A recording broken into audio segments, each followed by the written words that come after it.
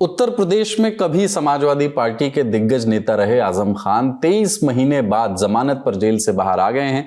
पहले ये खबरें चली कि वो बसपा के संपर्क में भी हैं, लेकिन उन्होंने अपने चिर परिचित अंदाज में ये कह करके खारिज कर दिया कि मैं बेवकूफ हूं पर इतना नहीं।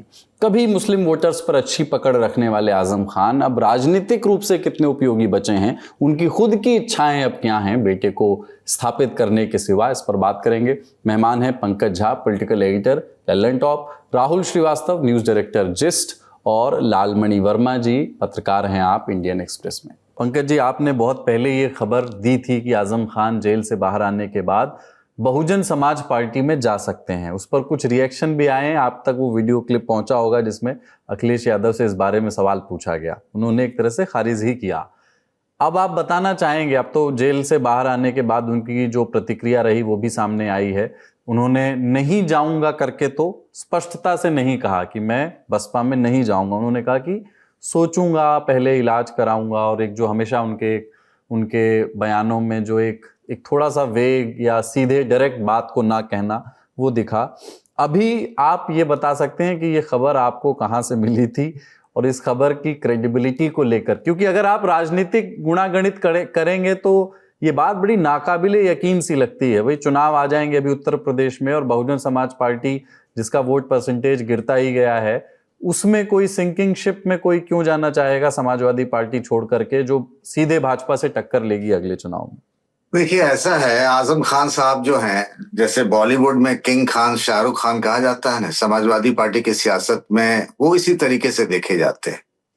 अब आपने पूरी कहानी पूछा है तो मैं आपको विस्तार से बताता हूं कि बात कहां से आई और कहां तक चली गई। अब तो आजम खान ने भी इस बात को खारिज कर दिया, उन्होंने कहा कि मैं इतना बड़ा बेवकूफ नहीं हूं। आजम खान कई बार कहते कुछ और हैं, करते कुछ और हैं, और उन्हें समझा कुछ और जाता है, वो समझाना भी कुछ और चाहते हैं। मतलब उनको समझ पाना बहुत मुश्किल काम है। मुलायम सिंह यादव समझ नहीं पाए, अखिलेश यादव भी अभी समझने की कोशिश ही कर रहे हैं। मामला यूं था कि बीएसपी के एक सांसद हैं पश्चिमी यूपी से, मतलब सांसद थे वो, इनफैक्ट कुछ दिनों पहले पार्टी में उनकी वापसी हुई है, वो बीएसपी से निकाल दिए गए थे, और उनके आजम खान से बहुत अच्छे रिश्ते रहे हैं। उन्होंने मुझे ये जानकारी दी कि भाई ऐसी मुलाकात हुई है, और हो सकता है कि मुलाकात के बाद, हमने कहा कि जा सकते हैं। ये भी एक सच है कि आजम खान समाजवादी पार्टी के संस्थापक सदस्य हैं और कभी भी समाजवादी पार्टी के अलावा किसी पार्टी का मुंह नहीं देखा उन्होंने, इसमें कोई दो राय नहीं। जब निकाले भी गए तो खुद नहीं गए थे, उन्हें मुलायम सिंह यादव ने निकाला था, चूंकि वो कल्याण सिंह जी का विरोध कर रहे थे। जब ये बात आई तो ये बात को लेकर के, अब आजम साहब तो जेल में थे, तो आजम खान से जुड़े हुए लोगों से, उनके परिवार के लोगों से हमने बात की कि ऐसी खबर आई है कि ऐसी ऐसी बात हुई है। तो वो अश्वत्थामा हतो नरो व कुंजरो, जो महाभारत वाला प्रसंग है ना, उस तरीके से कहा गया, मतलब ना उसकी पुष्टि की गई ना उसे खारिज किया गया। तो फिर एक खबर आ गई, फिर आपने अखिलेश यादव जी का बयान सुन लिया, फिर आपने तमाम तरह की चीजें कही, सुनी, पहले दिन भी देखा। अभी तक बीएसपी के तरफ से भी, मायावती की तरफ से इस बात के लेकर कुछ नहीं कहा गया, चूंकि 9 अक्टूबर की तारीख आ रही थी। आप बात सही कह रहे हैं कि आखिर क्यों डूबती हुई कश्ती में जाते आजम खान, लेकिन राजनीति में किसी भी संभावना को खारिज नहीं करते हैं। क्योंकि मुझे याद है कि जब मैंने ये स्टोरी की थी कि समाजवादी पार्टी और बीएसपी का गठबंधन होने वाला है, ये बात साल 2019 की है कुलदीप भाई, और संसद का सत्र चल रहा था। मुझे एक एक बात याद है, और उस वक्त रामगोपाल यादव और सतीश चंद्र मिश्र बीएसपी के महासचिव और सांसद थे। इन दोनों ने पार्लियामेंट से बाइट दी थी कि कोरा बकवास है, झूठा है, हो ही नहीं सकता। और उसके ठीक 27वें दिन होटल ताज लखनऊ में है, मायावती और अखिलेश यादव की ज्वाइंट प्रेस कॉन्फ्रेंस हुई थी। तो राजनीति में कुछ भी नामुमकिन नहीं है। इस संभावना को खारिज कर दिया गया और कहा गया कि ठीक है, बीएसपी नहीं जा रहे हैं, तो अब स्टोरी का द एंड हो गया है। ठीक है, आपके पास आ रहा हूँ राहुल सर। एक बात है कि हमारे यहाँ एक स्टोरी हमारे भी लल्लन टॉप में राघवेंद्र है, उन्होंने की, तो समाजवादी पार्टी के एक नेता ने ऑफ द रिकॉर्ड उनको बताया कि आजम खान की जो हालिया नाराजगी है पार्टी से, वो तो है, उसकी कई वजह हैं। एक तो वो 23 महीने बाद रिहा हुए और अखिलेश यादव उनको, या पार्टी का कोई भी शीर्ष नेतृत्व से बड़ा नेता उनको रिसीव करने नहीं आया। रामपुर के जो मौजूदा सांसद हैं मोहिबुल्लाह नदवी, उन्होंने उनके जेल से बाहर आने पर कोई प्रतिक्रिया नहीं दी। और सपा में उनके ना रहने से जो मुस्लिम लीडरशिप में जो वैक्यूम बना था उसकी दावेदारी में जो लोग खड़े हुए हैं वो उनके बाहर आने से बहुत खुश नहीं है। आजम खान चाहते हैं कि उनके बेटे को, अब्दुल्ला आजम को, जो कद कभी उनका था, वो उत्तराधिकार जो है मुस्लिम लीडरशिप वाला समाजवादी पार्टी में, वो अब्दुल्ला आजम को उसके लिए तैयार करें। और इससे जो है बहुत सारे मुस्लिम लीडर्स विद इन पार्टी भी बहुत खुश नहीं हैं।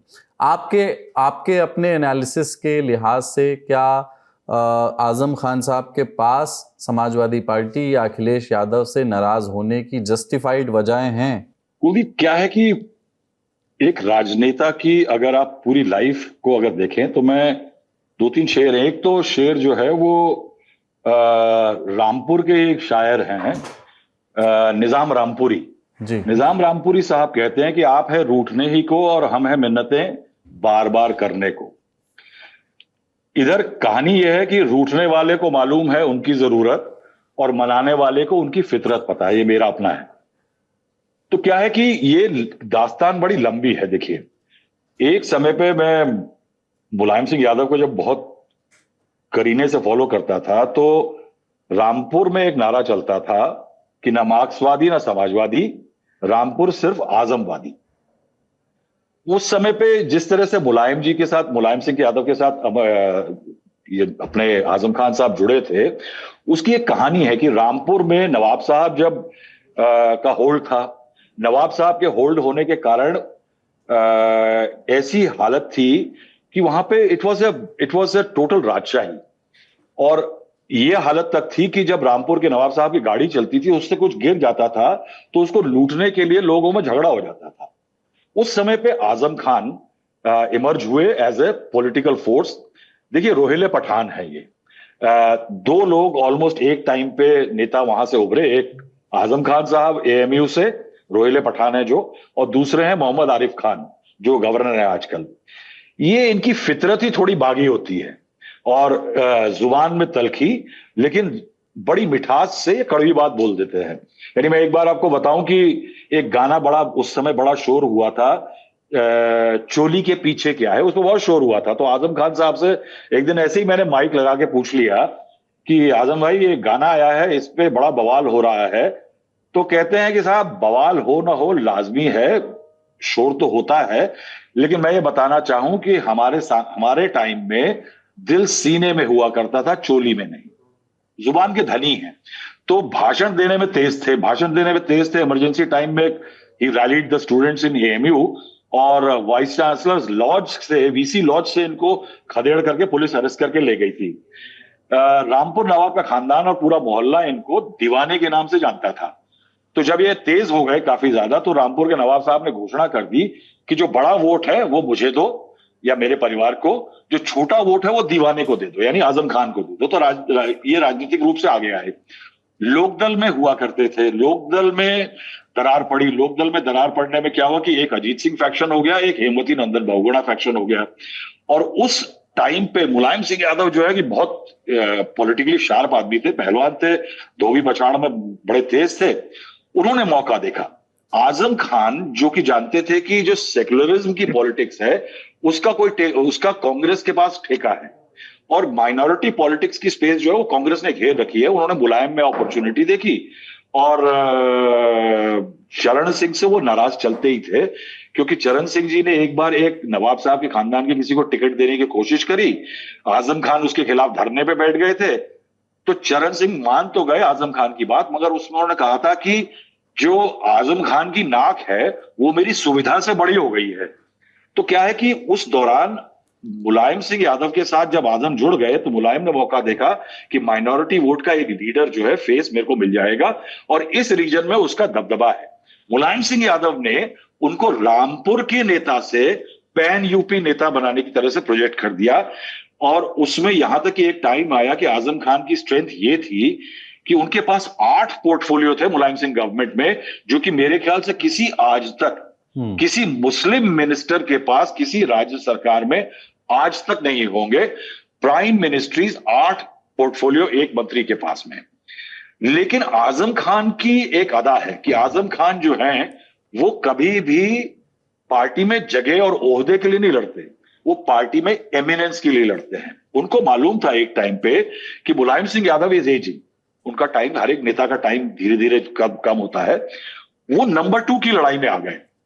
अब मुलायम सिंह यादव जो है वो ऐसे शातिर पहलवान रहे कि उन्होंने नंबर 2 तो अपने छोटे भाई को भी नहीं बनने दिया। हालांकि सारा लिटरली लोग, मीडिया सब कहता रहा कि शिवपाल सिंह यादव नंबर 2 है, मगर वो एक जो सेंस ऑफ क्लैरिटी होती है ना कि नंबर 2 है, वो कभी नहीं आने दी। और इवेंचुअली आपको अगर याद हो तो जिस समय अखिलेश यादव को नेता चुना गया मुख्यमंत्री के लिए, उस टाइम पे शिवपाल सिंह यादव जी से वॉज ए कंटेंडर, लेकिन मुलायम सिंह यादव ने आजम खान को यूज किया लेजिस्लेचर पार्टी मीटिंग में यूज करने के लिए, अखिलेश यादव का नाम प्रपोज करने के लिए।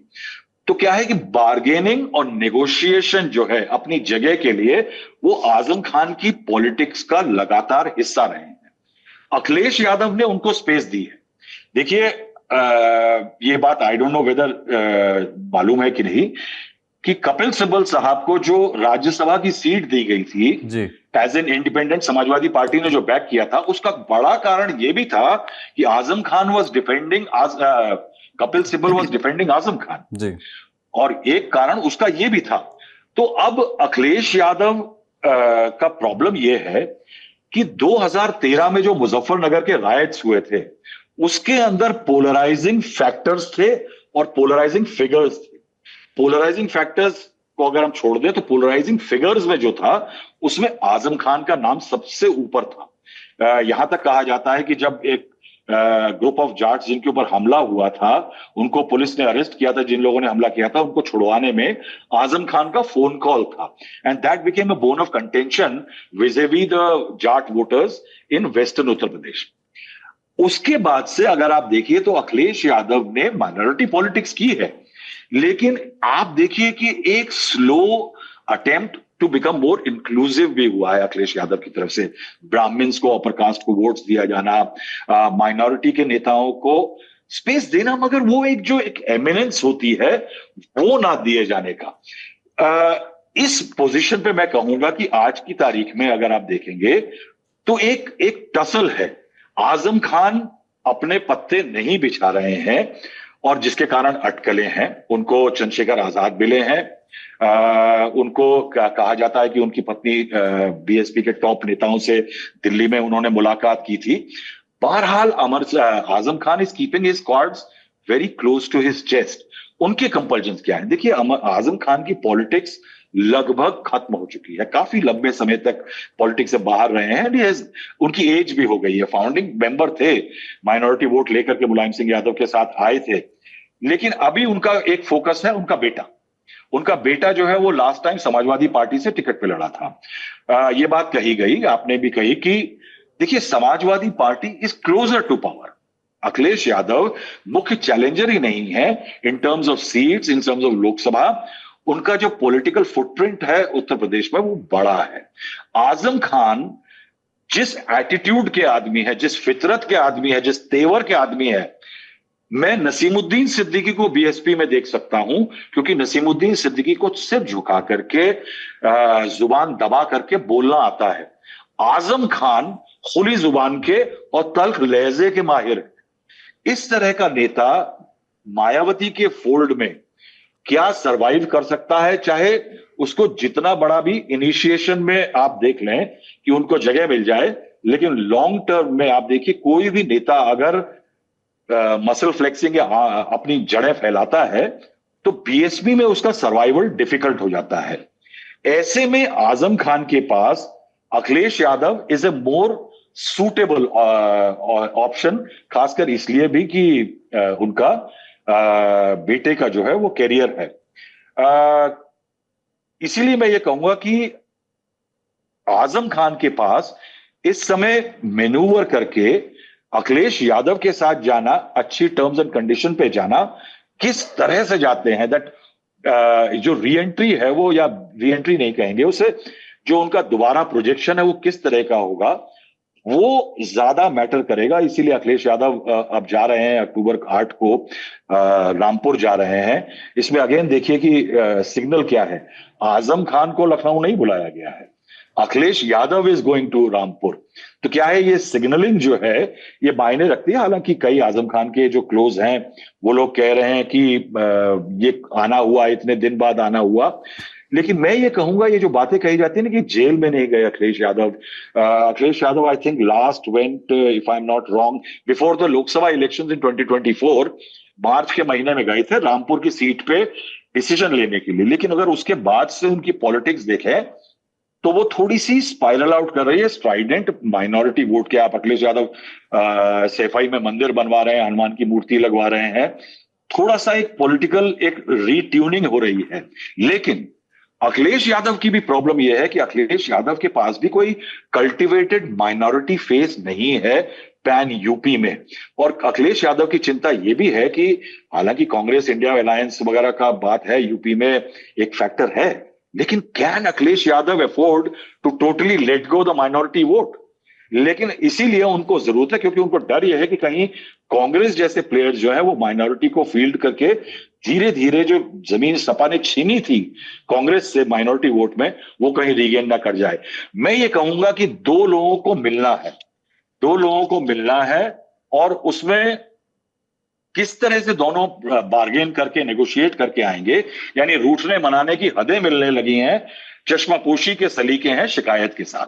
उनके बारे में कहा जाता है कि वो जो उनका तंज करने का अंदाज है, अगर उन्हें किसी को चोर कहना हो तो वो उसको सीधे चोर नहीं कहेंगे, वो ये कहेंगे कि हाँ हाँ आपकी ईमानदारी के किस्से तो बच्चों की लोरियों में गाए जाते हैं। जी बिल्कुल। लालमणि वर्मा जी, मैं आपके पास आ रहा हूँ। क्या वो आज के दौर में किसी भी पार्टी के लिए एक फायदे का सौदा है? मतलब तीनों पार्टियों के लिहाज से अगर एनालिसिस कर लें, बसपा के बारे में पता नहीं, भारतीय जनता पार्टी के लिए संभवतः वो तब ज्यादा काम के रहे होंगे जब उनके चेहरे के साथ किसी किस्म का पोलराइजेशन हो सकता हो। अभी आज के दौर में जो भारतीय जनता पार्टी की उत्तर प्रदेश में राजनीति है, मुसलमान को भी पता है कि कहाँ वोट डालना है, वो वहां से हिलता नहीं है कमोबेश, और भाजपा के वोटर्स को भी कमोबेश पता है कि उन्हें कहाँ वोट डालना है। वो उतने रेलेवेंट नहीं रहे हैं भारतीय जनता पार्टी के लिए भी। जो लोग इस बात में कोई साजिश खोज रहे हो कि उनको अचानक से 70 केसेस उन पे चल रहे थे, जमानत कैसे मिल गई और वो बाहर कैसे आ गए इतने केसेस के बाद, क्या वो सपा के लिए उस तरह से काम के होंगे जिस तरह से पहले थे? एक पैन यूपी जिसका जिक्र राहुल जी कर रहे थे कि पैन यूपी उनको प्रोजेक्ट किया गया मुस्लिम माइनॉरिटी लीडर के तौर पर, बाद के दौर में वो जगह एक तरह से खाली हो गई और अखिलेश यादव भी अब उस तरह की छवि से थोड़ा बचते हुए दिखते हैं। इस पर आपका कमेंट लालमणि जी। मैं इससे बहुत ज्यादा इत्तेफाक इसलिए नहीं रखता कि अभी आप 2024 का जब आपने लोकसभा इलेक्शन देखी है तो उन आजम खान की मर्जी के बिना मोहिबुल्लाह साहब को टिकट दिया गया। और वहां जो मैं खुद रामपुर उस समय गया हुआ था लोकसभा इलेक्शन कवर करने, तो मैंने देखा जो उनके लोग हैं, आजम साहब के जो लोग थे, उनकी जो टीम थी पहले काम करती थी, वो मोहिबुल्लाह साहब को सपोर्ट नहीं कर रही थी। इसके बाद ही मोहिबुल्लाह वहां से चुनाव जीत गए। आसपास की कई सीटें, मतलब समाजवादी पार्टी का बेस्ट परफॉर्मेंस 2024 के इलेक्शन में आया। वो तब जब आजम खान जेल में थे, उनका इलेक्शन में कोई प्रभाव नहीं था, उनका कोई कैंपेन नहीं था। तो अखिलेश यादव इतना तो और उनकी पार्टी लोग समझ चुके हैं कि आजम खान एक चेहरा है, सबसे बड़े चेहरा है, बट ऐसा नहीं कि अगर वो नहीं होंगे तो हम इलेक्शन हार जाएंगे। उनके बगैर उन्होंने इतनी अच्छी परफॉर्मेंस दिया है। उसके बाद देखिए अखिलेश आजम साहब के 2 बाई इलेक्शन हारे, और 2 क्या एक तरह से कहा जाए तो 3 हारे। रामपुर का असेंबली इलेक्शन बाई इलेक्शन हारे, रामपुर का लोकसभा बाई इलेक्शन हारे, फिर स्वार का बाई इलेक्शन हारे। सब एनडीए समाज अपना दल और बीजेपी जीत के लिए। अब देखिए हाँ, ये आपने जो बात पहले कही, ये जरूर है कि जब बीजेपी पावर में नहीं थी तो बीजेपी आजम साहब का डर दिखाती थी। जब भी कोई, चाहे वो अमित शाह जी का भाषण होता था, बीजेपी की ऑफिस की प्रेस कॉन्फ्रेंस होती थी, उसमें आजम को बहुत ज्यादा टारगेट किया जाता था। दिखाया जाता था कि समाजवादी पार्टी की जो माइनॉरिटी फेस है, जो भी अपीजमेंट समाजवादी पार्टी कर रही है, वो आजम खान के कहने पे कर रही है। आज की डेट में मुझे इतना नहीं लगता, क्योंकि देखिए इतना लंबा गैप हो गया, जेल में थे, जैसा वो बाहर आए कोई बड़ा नेता, रुचि वीरा, चूंकि रुचि वीरा को इनके कहने पर टिकट मिला था तो उनका जाना लाजमी था। कोई बहुत बड़े चेहरे उनके पास उनसे मिलने नहीं गए। और हाँ, थोड़ा सा ये है कि अखिलेश यादव जा रहे हैं बट एक लंबा गैप करके जा रहे हैं, तो उसमें ये भी पता चल जाएगा, आजम साहब को ये समझ में आएगा कि पिछले अखिलेश जी के आने के बीच, मतलब जब वो रिहा हुए हैं और अखिलेश जी 8 तारीख को जा रहे हैं, इसके बीच में कौन बड़ा चेहरा उनसे मिलने आता है। जैसे कि जब ये जेल में थे तो कांग्रेस के बड़े नेताओं ने बड़ी सिंपैथी दिखाई, कि उनके साथ बड़ा अत्याचार हो रहा है, बहुत गलत हो रहा है। आप देखिए क्या नाम है, आपने आजाद समाज पार्टी के चंद्रशेखर जी, इन्होंने सिंपैथी दिखाई, कई लोगों ने कहा कि हम जाएंगे मिलने। अब टेस्ट का टाइम अब आया है, ये देखना है कि अखिलेश से पहले कौन मिलने जाता है। उससे ये चीजें समझ में आ जाएंगी कि आज की यूपी की सियासत में आजम खान का क्या रोल रहने वाला है, क्या उनका आज भी ओहदा है या आगे वो ओहदा बना रहेगा या नहीं। पंकज जी, एक बार जैसे क्या होता है कि मतलब वो लंबे समय से राजनीति से गायब से ही रहे, जेल में रहे, 23 महीने का समय बहुत होता है। उसके पहले भी समाजवादी पार्टी के लिए बहुत अच्छी परिस्थितियां नहीं थी, भारतीय जनता पार्टी का उभार हो गया था। लेकिन इस नज़रिए से अगर स्मृति लोप हो गया हो किसी को, तो आजम खान का उत्तर प्रदेश में कद क्या हुआ करता था, कुछ अगर एनेक्डोटल कुछ किस्से के अंदाज में आपको याद हो, कोई उदाहरण कि आप आजम खान के कद को इस तरह से समझिए उत्तर प्रदेश की राजनीति में जो पहले हुआ करता था, तो बताइएगा। बहुत सारे किस्से कहानियां हैं कुलदीप भाई, मतलब हरि अनंत हरि कथा अनंता जैसी। जैसे एक शेर का जिक्र कर रहे थे राहुल सर ना, कि रूठने और मनाने वाली जो बात करे थे, तो अखिलेश यादव को पता है कैसे मनाया जाता है, आजम खान साहब को पता है कैसे रूठा जाता है। मुझे एक कहानी याद है, मतलब जो सामने में देखा हुआ था उन दिनों किस अपने विभाग के कुछ चीजों को लेकर, जब ये बात 2012 में अखिलेश यादव जब मुख्यमंत्री बन गए थे, उन दिनों की बात है। और हालांकि आजम खान के पास 8 विभाग थे, नसीमुद्दीन सिद्दीकी जब मायावती की सरकार में थे उनके पास 22 विभाग थे। आजम खान साहब कुछ अपने विभागों को लेकर के, कुछ कामकाज को लेकर बड़े परेशान थे, मतलब खुश नहीं थे, और कैबिनेट की बैठकों में जाने से उन्होंने मना कर दिया था। 2-3 कैबिनेट की बैठकें हो चुकी थी और वो जाते ही नहीं थे। तो फिर जिस तरीके से अभी चल रहा है कि भाई आजम साहब बहुत नाराज हैं, क्या किया जाए ना किया जाए, तो उनका घर था, और उनके घर और अखिलेश यादव का जो घर है 5 कालिदास मार्ग, मुख्यमंत्री का घर, दोनों के बीच में मुश्किल से 300 मीटर की दूरी रही होगी। और अखिलेश यादव गए उनके पास आजम खान से मिलने, और अखिलेश यादव मुख्यमंत्री थे, आजम खान अपने घर के अंदर थे, करीब आधे घंटे तक बाहर नहीं निकले। अखिलेश यादव ने एक कुर्सी ली, बाहर लॉन में ही, बड़ा सा लॉन था उनके घर में आजम साहब के, उसी लॉन में बैठ गए। पूरा सिक्योरिटी का तामझाम, हम लोग मीडिया वाले गेट के बाहर थे, लेकिन बाहर से ही जो हल्का सा वो गेट के 2 जो दरवाजे होते उसके बीच से सब दिख रहा था कि कैसे अखिलेश यादव बाहर लॉन में बैठे हैं कुर्सी पर। आजम साहब ने करीब आधे घंटे बाद मतलब मिलने के लिए आए अखिलेश यादव से, जबकि अखिलेश यादव सीएम थे। ऐसी बहुत सारी कहानियां हैं आजम साहब, मुलायम सिंह यादव और अखिलेश यादव की। बस एक चीज कहना चाहूंगा कि वक्त बदल रहा है, और समाजवादी पार्टी की राजनीति के तौर तरीके भी बदल रहे हैं। लोकसभा चुनाव के बाद उसमें जो कामयाबी मिली है, अखिलेश यादव ने अपने मन में एक प्लान बना लिया है कि मुझे विधानसभा चुनाव कैसे लड़ना है। अब वो सांप्रदायिक ध्रुवीकरण आजम खान साहब के बाहर निकलने से होता है, इस बात का उनको एहसास है। जैसा राहुल जी कह रहे थे, जो 2015 के बिहार विधानसभा चुनाव में जिस तरीके से चीजें हुई थी कि किसी मुस्लिम नेता को मंच पे नहीं रखा जाता था, जो न्यूज चैनलों पे डिबेट होते हैं उसमें जेडीयू और आरजेडी की तरफ से किसी भी मुस्लिम नेता को नहीं भेजा जाता था, क्योंकि मुसलमानों के असली नेता समाजवादी पार्टी में आज की तारीख में अखिलेश यादव हैं। ये उन्होंने एस्टैब्लिश कर लिया है, और मुझे लगता है वो जाएंगे, मिलेंगे जरूर, लेकिन करेंगे वही जो उनके प्लान में है। राहुल जी, आपको तो वो किस्सा याद ही होगा, तो हाल का 2014 का ही है, जब उनकी भैंसें गायब हुई, तबेले से चोरी हुई थी, और उत्तर प्रदेश पुलिस का महकमा उसको ढूंढने में लग गया, बड़ी चर्चा हुई थी उसकी। हाँ, देखिए वो यानी that became an election campaign issue. यानी एक मिनिस्टर का इतना दबदबा, मैं कहूंगा कि टर्निंग पॉइंट जो है वो मुजफ्फरनगर राइट्स था। क्या है कि कोई भी एक मिनिस्टर चीफ मिनिस्टर की लाइन से अलग उठा करके एसपी को फोन करके ऐसा कुछ करे जिससे उस चीफ मिनिस्टर की पॉलिटिकल लाइन खराब हो जाए, आई थिंक वो एक टर्निंग पॉइंट था। अखिलेश यादव ये रियलाइज कर चुके हैं कि जैसे कांग्रेस रियलाइज कर चुकी है कि टोटली प्रो माइनॉरिटी जो इमेज है वो उसके लिए डेट्रीमेंटल है, नेगेटिव है, और उसी तरह से राहुल गांधी जैसे रियलाइज कर चुके हैं। यानी गुजरात के एक इलेक्शन में आपको याद होगा कि 32 मठ मंदिर गए थे और नर्मदा आरती से उन्होंने अपने कैंपेन की शुरुआत की थी। अखिलेश यादव भी ये चीज रियलाइज कर चुके हैं कि वो जो नेट है मुलायम सिंह यादव की इमेज से आगे बढ़ने के लिए, क्योंकि मुलायम सिंह यादव का कद जो है वो अपने आप में अलग था, उस टाइम की पॉलिटिक्स अलग थी, जो बीएसपी की पोजीशन थी वो अलग थी, बीजेपी अलग थी, बीजेपी लीडरशिप ढूंढती थी, इशू नहीं थे उसके पास। पूरा जो टर्फ है वो बदल चुका है, पॉलिटिकल टर्फ जो है उत्तर प्रदेश का। ऐसे में अखिलेश के पास एक ऐसे नेता का जो कि मुस्लिम स्ट्राइडेंट्स लेकर के आता है, माइनॉरिटी स्ट्राइडेंट्स लेके आता है, उसको अपने साथ उस मोल्ड में, उसी ढर्रे में फिट करना बहुत मुश्किल होगा। यानी इस असर्शन की लड़ाई में मैं आपको वापस ले चलता हूं कि अगर आप देखें तो वो वाकयात जब कल्याण सिंह के घर पे अमर सिंह लेकर के गए थे मुलायम सिंह यादव को, मैं उस घर में उस दिन मौजूद था, वहां पे वो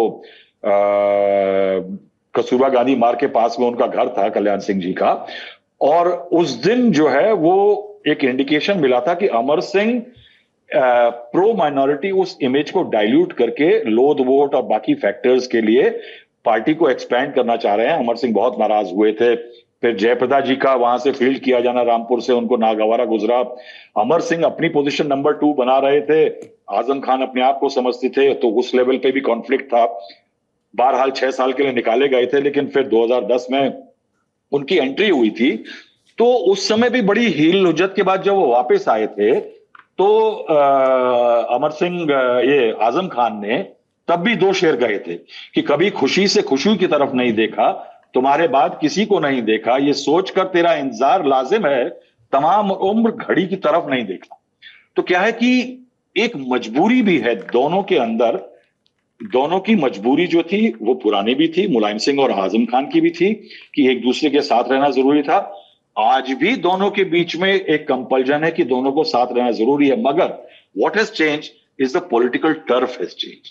वो पॉलिटिकल टर्फ के अंदर कौन सी नेगोशिएटरी टर्म्स पे वो दोबारा उसी समाजवादी पार्टी में एब्जॉर्ब होंगे, because I find it very difficult. यानी मुझे, शायद मैं गलत हूं, ज्ञानी लोगों को की बात अलग है, कि for somebody like Azam Khan या उनको अपने बेटे का लॉन्ग टर्म भविष्य बसपा में देखना थोड़ा सा मुझे मुश्किल लगता है। इन्हीं शर्तों पे लालमणि जी आपसे मैं आप सवाल की, जैसे वो क्या शर्तें हो सकती हैं? अब जैसे अब मौजूदा परिस्थिति में देखें कि आजम खान किसी भी पार्टी से, फर्ज करें समाजवादी पार्टी से, क्या अपेक्षा रखते होंगे? एक तो ये है कि भाई रामपुर, मुरादाबाद और यहाँ के आसपास की सीटें वो टिकट तय करते थे, और अभी भी उनकी आपने जिक्र किया कि एसटी हसन का टिकट काटकर रुचि वीरा को दिया जाना, उसमें उनकी भूमिका थी, रुचि वीरा जीत भी गई।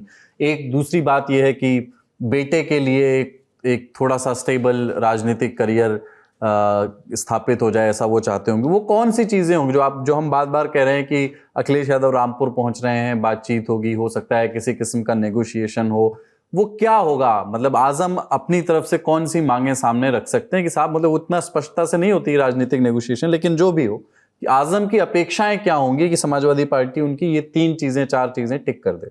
मुझे तो वही लगता है जो भी, जैसा अभी राहुल सर ने कहा, कि उनको अपने बेटे का पॉलिटिकल कैरियर उनकी प्रायोरिटी होगी। और जैसा पॉलिटिकल लैंडस्केप चेंज हुआ है पिछले 2-3 सालों में, और जैसा राहुल सर ने पहले बताया था कि एक माइनॉरिटी वोट जो था कांग्रेस से रामपुर में एक शाही घराना था जिस सारा वोट उधर जाता था, उसमें ये खड़े हुए इन्होंने उस वोट को डिवाइड किया, अपनी एक पर्सनैलिटी डेवलप की, अपने आप को एस्टेब्लिश किया। अगर ये जिस हिसाब से जेल में रहे और अब्दुल्ला आजम की 2 बार डिस्क्वालिफिकेशन हो चुका है, कोई पॉलिटिकल एक्टिविटी नहीं है, और जिस हिसाब से वोटर्स का पोलराइजेशन होता जा रहा है आज की डेट में, समाजवादी पार्टी, अखिलेश यादव को पता है कि हम किसी को चेहरा खड़ा करें ना करें, मुस्लिम वोट हमारी तरफ आया है, 2024 में भी आया, 2022 में भी आया है, वो आएगा, क्योंकि मुस्लिम वोट को लगता है कि मैं बीजेपी को हराना है तो मैं उस फोर्स के साथ जाना है, स्ट्रॉन्ग, वो बीएसपी के साथ नहीं जा रही है। तो इस समय उनको लगता है कि अगर उन्हें रामपुर में अपना होल्ड बना के रखना है तो उन्हें अगले इलेक्शन में सपा के साथ ही रहना होगा, और अपने बेटे को ये जरूर ये शर्त रहे कि जब भी अगर सरकार आती है तो उनके बेटे को एक मंत्री पद मिले, ताकि एक कैबिनेट मंत्री पद मिले, ताकि उनका रामपुर में उनका जो एक से होता है वो कायम रहे, वहां के प्रशासन पे कायम रहे, वहां के लोगों में कायम रहे। तो वो मंत्री बनेंगे तभी वहां के लोगों के लिए कुछ कर पाएंगे तो उनका लोगों में फॉलोइंग बनी रहेगी। तो मैं उसी से इत्तेफाक करता हूँ। ठीक है राहुल जी। कुलदीप, मैं इसमें एक पॉइंट ये कहना चाहता हूँ, आपने भैंसों का जिक्र जो किया था, देखिए उत्तर प्रदेश, बिहार और तमाम जो हमारी काउबेल्ट की जो राज्य है ना, इनमें एक नेता मंत्री सिर्फ बनके या तमाम चीजों से सेटिस्फाइड नहीं होता। देखिए भौकाल फैक्टर जो है ना, भौकाल फैक्टर बहुत मैटर करता है। कि भौकाल क्या था साहब, कि 2014 में फरवरी के महीने में आजम खान साहब के फार्म हाउस से 7 भैंसें गायब होती हैं। उस समय पे if I am not wrong, जो सुपरिंटेंडेंट ऑफ पुलिस थी वो मिस गोस्वामी थी, साधना गोस्वामी जो थी वो सुप्रिंटेंडेंट पुलिस थी। उन्होंने पूरे इलाके के सीसीटीवी खंगाले, स्निफर डॉग लगाए गए, स्लॉटर हाउसेस के जो सीसीटीवी जो पर्सनल लगे हुए थे उनको खंगाला गया। उसके बाद वो 7 भैंसें रिकवर हुई और 3 पुलिस वाले सस्पेंड हुए। अब इसका बीजेपी ने ब्रेकफास्ट लंच डिनर बना दिया अपने पॉलिटिकल कैंपेन का। लेकिन मासेस में क्या सिग्नल गया? मासेस में सिग्नल ये गया कि आजम खान का दबदबा ये है कि उनकी भैंसिया को ढूंढने के लिए पूरा पुलिस महकमा लग गया। ये जो मैटर करता है, will Azam Khan be satisfied with the fact कि मेरा बेटा बन जाए या मेरे को इज्जत मिल जाए? वो रामपुर में अपनी जो जागीर है वो वापस चाहते हैं। वो अपना हनक जो है उस वोट बैंक में वापस चाहते हैं। वो उस हनक, ये लड़ाई हनक की है और उस हनक में वो चाहते हैं कि जब मैं वो हस्तांतरण करूं तो ये हनक जो है मेरे बेटे के पास चली जाए। अखिलेश यादव, पंकज ने कहा, सही कहा, Akhilesh Yadav as a campaign ready. मान लीजिए इस कैंपेन रेडी में अखिलेश यादव आते हैं तो आजम खान के खिलाफ केसेस नहीं लगेंगे। एक टाइम पे ये होता है समाजवादी पार्टी में या किसी भी सरकार में, उत्तर प्रदेश में होता है कि जिस सत्ताधारी पार्टी के नेताओं के खिलाफ केसेस नहीं होते हैं। तो क्या है, ये जो फैक्टर्स हैं इसके कारण क्या है कि one needs to be close to power, और प्रॉक्सिमिटी टू पावर जो है वो पॉलिटिकल अलायंसेस तय कर देती है। और इसीलिए मैं कहूंगा कि रूठने वाले और मनाने वाले का जो पॉइंट ऑफ कोलिशन है ना, वो शायद ये चीजें तय करेंगी।